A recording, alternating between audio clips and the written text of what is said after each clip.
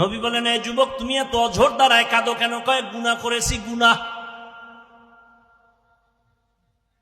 গুনাহ করেছো,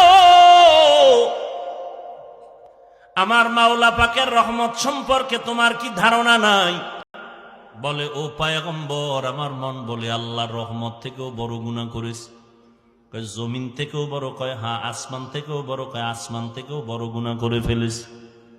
এইভাবে বলতে বলতে বলতে বলতে এক পর্যায়ে যুবক বেহুশ হয়ে গেল। এবার নবী বলে, এত কইতেছো, গুনাহটা কি বল?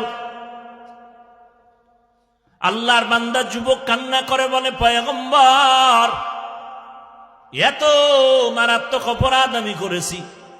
মানুষ মরে যাওয়ার পর লাশগুলো যখন কবরের মধ্যে রাখিয়া সবাই চলে যায়, আমি একদিন পর যাইয়া ওই কবর খনন করিয়া লাশের কাফনটারে চুরি করে নিয়ে যাই। লাশের কাফন চুরি করে নিয়ে যাই, কিন্তু একটা ঘটনা আমাকে এত পরিমাণ কাঁদাইতেছে। এলাকার মধ্যে এমন একটা সুন্দরী রূপসী নারী যুবতী, তার ইন্তেকাল হয়ে গেল।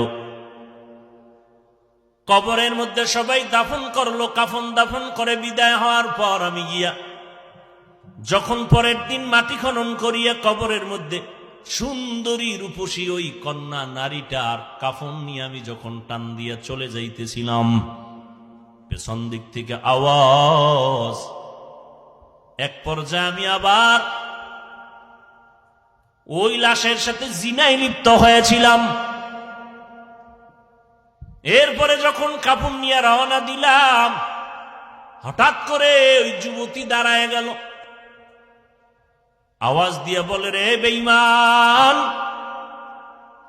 আমি একটা যুবতী নারী, কাফনটা সরাইয়া তুই এমন উলঙ্গ কেন করেছো? আমার ডানে বামে লাশের অভাব নাই, এমন অপরাধ কেন করলি? দ্বিতীয়ত, তুই আমার সতীত্বের উপর আক্রমণ কেন করলি মরা লাশের সাথে? ও নবী, আমি নিজেকে কন্ট্রোল করতে পারি নাই, বেহুশ হয়ে গেলাম। নবীজি বলেন, এই আল্লাহর দুশমন, তুমি আমার চোখের নজর থেকে দূরে সরে যাও। আমার আল্লাহ যদি তোমার ক্ষমার কোনো ঘোষণা দেয় তো আমি তোমাকে বলবো, না হয় আমার কাছে কোনো ক্ষমার আওয়াজ নেই। আল্লাহর বান্দা যুবক চিৎকার মেরে জঙ্গলে চলে গেল। নির্জন একটা জায়গায় বসে কান্না বন্ধ নাই, কান্না করে, ও আসমানের মালিক, ও জমিনের মালিক, তোমার নাম রহমান, তোমার নাম রহিম, তোমার নাম গফফার। ও আল্লাহ, আমার কি নাজাতের কোনো দরজা নাই? অপরাধ করে ফেলেছি, শয়তানের ধোকায় পড়ে রে আল্লাহ। চোখের অপরাধ, হাতের অপরাধ, জিহ্বার অপরাধ, কানের অপরাধ। ও আল্লাহ, যদি তোমার অন্তরে একটু কুদরতের দয়া লাগে, আমারে তুমি মাফ করিয়া আমার নবীকে তুমি জানায় দেও যেন তুমি আমারে মাফ করেছো। যুবক কান্না বন্ধ করে নাই। আল্লাহ পাক রব্বুল আলামিন বলেন, ও মুমিন, ফালিয়াযহাকু কালিলান ওয়ালিয়াবকু কাসীরা, বেশি বেশি কান্না করো, কম কম হাসিও রে মুমিন। হাসলে কলব মরিয়া যায়, কলবের মধ্যে আর আল্লাহর মোহাব্বত থাকে না। বেশি কান্না করো। নবীজি স্পষ্ট হাদিসে বলেন, জাহান্নামের আযাবের ভয়ে যদি কান্না করো, এক ফোঁটা চোখের পানির বরকতে জাহান্নামের আগুন হারাম করে দিবে। ও নবীর আশিক উম্মতের দল, আল্লাহর কাছে চোখের পানির বড় দাম। কারণ এই চোখের পানি দিয়া বাচ্চা অন্যায় করে মা বাবার সামনে দাঁড়াইলে দয়া না করিয়া পারে না। এই চোখের পানি সারিয়া ওস্তাদের সামনে ছাত্র অন্যায় স্বীকার করলে দয়া না করে পারে না। ওই মা বাবা, ওই ওস্তাদ থেকে আমার আল্লাহর কুদরতে 99 গুণ মায়া মোহব্বত বেশি। বান্দা যখন আল্লাহ বলিয়া জিহ্বা নাড়ায় ডাক দেয়, গুনার কথা স্মরণ করে তওবা করে, আল্লাহ বলেন আমার কুদরতে জোশ এসে যায়। আমি বান্দার জীবনের গুণ এক ফোঁটা চোখের পানির বরকতে এমন ভাবে মাফ করে দেই, বান্দা একদিন, 2 দিন, 1 বছর, 2 বছর, 80 বছর পর্যন্ত গুনাহ করিয়া পাহাড় বানাইছি, আমি আল্লাহ এক ফোঁটা চোখের পানির বরকতে পুরা জীবনের গুণ একটা সেকেন্ডে মাফ করিয়া তারে পবিত্র বানাইয়া দেই।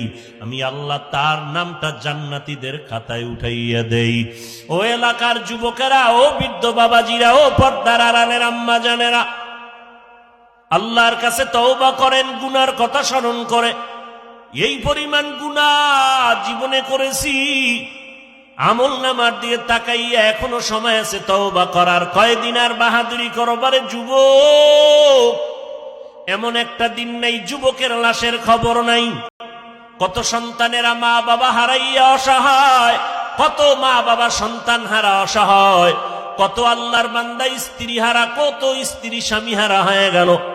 কয়দিন আর যৌবনের বাহাদুরি করবারে বাবা? ঘুমের ঘরেও তো কত যুবকের মরণ হয়ে যায়। কয়দিন আর দুনিয়াদারি কিছুই না রে বাবা। আল্লাহ রিজিকের মালিক, আল্লাহর কোরআন সত্য, নবীর কথা সত্য। আমরা নবীর তরিকা মানিয়ে যারা চলার চেষ্টা করি, কই আমাদের তো সম্মান কমে নাই, ইজ্জত কমে নাই।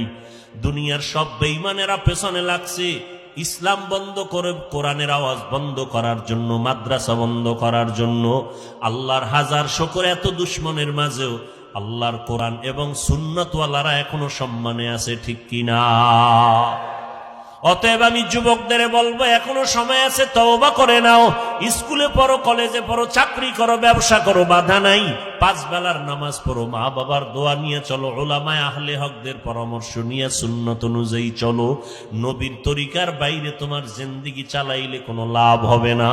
তোমার মতো আমার মতো কত যুবক ডাক্তার, ইঞ্জিনিয়ার, প্রফেসর 5 বেলার নামাজ পড়ে, অভাব নাই। তুমি কেন পারবা না রে বাবা? আমার গোলাম হতে বলি না, কোন পীরের গোলাম হতে বলি না, তাবলীগের গোলামি করতে বলি না, কোন রাজনৈতিক দলের গোলামি করতে বলি না। একমাত্র বলি আল্লাহর গোলাম হও, নবীর আদর্শের মালা গলায় লাগাও। চাকরি করো, ব্যবসা করো, কোনো বাধা নাই। মা বাবার দোয়া নিয়ে সামনে আগাও।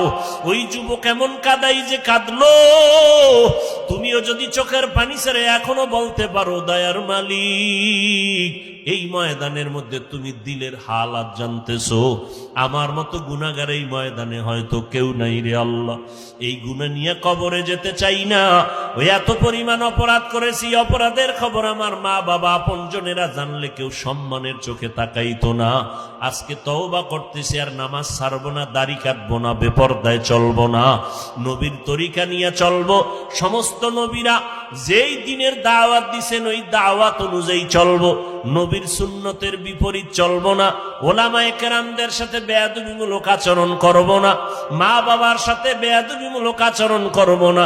আজকে থেকেই তওবার নিয়ত যদি করতে পারো, আল্লাহ তাআলা দরজা খুলিয়া দিবেন। ওই যুবকের কান্নার পরে আল্লাহ জিবরাইল আমিনকে পাঠাইয়া নবীর সামনে গিয়া বলে, ও পয়গম্বর, ওই বান্দাকে আমার আল্লাহ ক্ষমার ঘোষণা দিয়ে দিয়েছেন। এবার নবী ওই যুবকের ডাকলো আর বলল, যুবক, তোর চোখের পানি আল্লাহর আদালতে কবুল হয়ে গেছে। তোর ওই চোখের পানির বদৌলতে আল্লাহ তোর জীবনের গুনাহগুলো মাফ করে দিয়েছেন। ও আল্লাহর বান্দারা, এই জন্য আল্লাহ পাক বলেন, গুনাহ যারা করিয়া ফেলছো শয়তানের ধোকায় পড়িয়া, আমি আল্লাহ চাই না তোরে জাহান্নামে দিব। আমি আল্লাহ ওয়াদা করলাম, গুনাহ করিয়াও যদি গুনাহ থেকে তওবা করিয়া নিজেরে বাঁচাইতে পারো।